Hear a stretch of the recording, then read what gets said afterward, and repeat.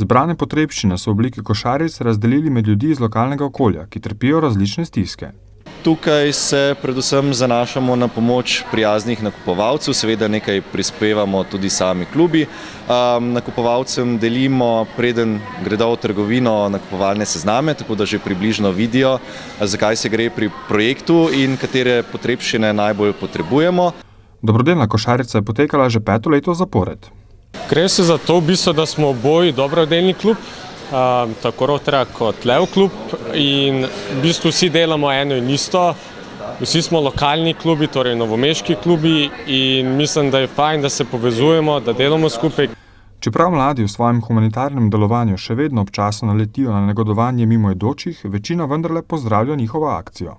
Moram povedati, da je tako kot prejšnja leta odziv zelo dober v obeh trgovskih centrih.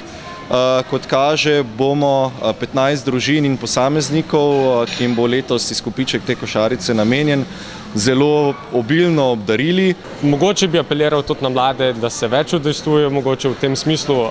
Smo pa veseli vsakega odziva mladih in tega je kar nekaj. Ampak kot sem rekel, nikoli ni preveč dobrodelnosti, no. Vedno je še prostora za več solidarnosti.